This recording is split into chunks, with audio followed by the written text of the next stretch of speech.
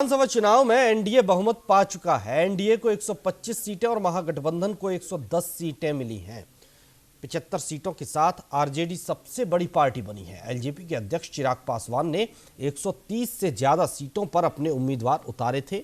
हालांकि उनका एक ही प्रत्याशी अपने सिर जीत का सेहरा बांध पाया है। बावजूद इसके चिराग ने आज प्रेस कॉन्फ्रेंस की और प्रधानमंत्री नरेंद्र मोदी और तमाम नेताओं को जीत की बधाई दी।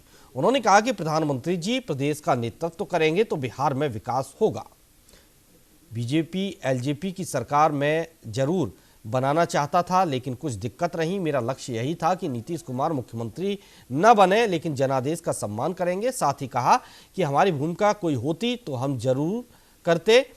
अब बीजेपी और जेडीयू को देखना है कि वो किसे मुख्यमंत्री बनाते हैं। नीतीश कुमार के खिलाफ जांच करवानी चाहिए। मेरे पास उतनी ताकत होती तो मैं जरूर कराता। अब मैं विपक्ष की भूमिका में रहूंगा। केंद्र के हमारे गठबंधन पर बिहार चुनाव का कोई असर नहीं होगा।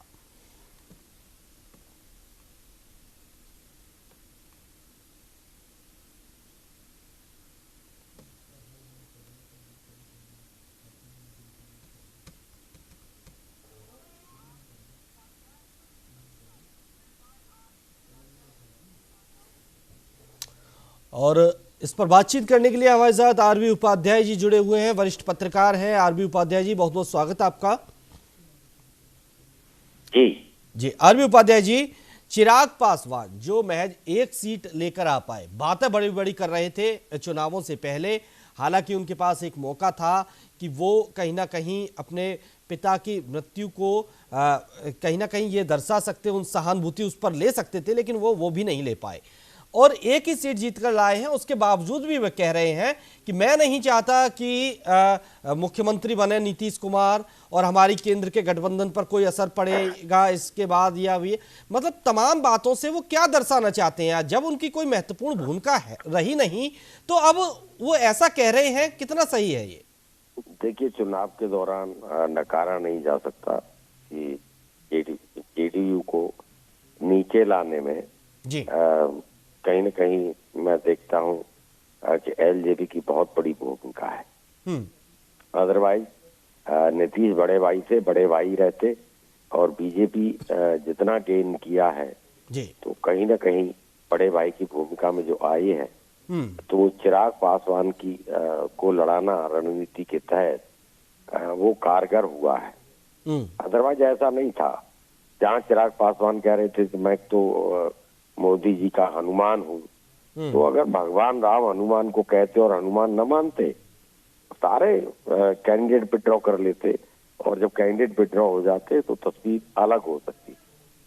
देखिए, चिराग पासवान की एलजेपी और इधर एमआईएम ओवैसी फैक्टर, जी दो फैक्टर। ओवैसी फैक्टर ने वहां जहां महागठबंधन को करीब 25 से 30 सीट पर 25 सीट पर लगभग नुकसान पहुंचाया है।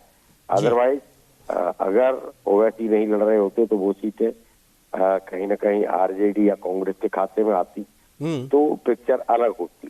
जी, तो दोनों की भूमिका है, लेकिन चिराग पासवान का समझ में नहीं आया कि उन्होंने अपना घर जला के, अपना इतना नुकसान उठा के सिर्फ जेडीयू को नीचे लाने के लिए या जेडीयू की सीटें कम करने के अलावा और कोई योगदान बिहार की इस इलेक्शन में नहीं रहा।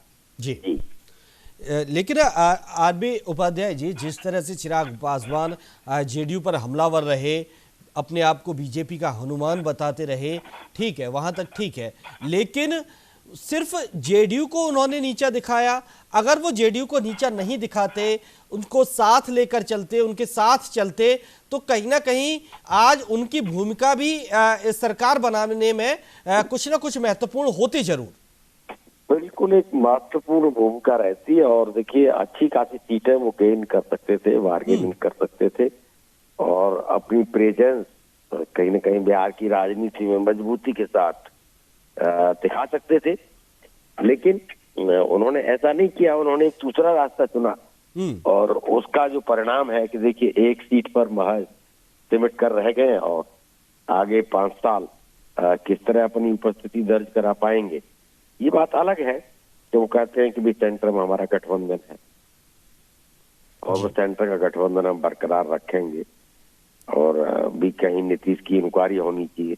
जी। लेकिन आज उन्होंने एक और कहा कि देखिए हमें जनता ने जो जनादेश दिया है, विपक्ष का दिया है, तो विपक्ष में दिया है तो न तो अब हम इंक्वायरी करा सकते हैं, जी न जो घोटाले हैं उनका कोई पर्दाफाश कर सकते हैं, अब हम कुछ नहीं कर सकते हैं।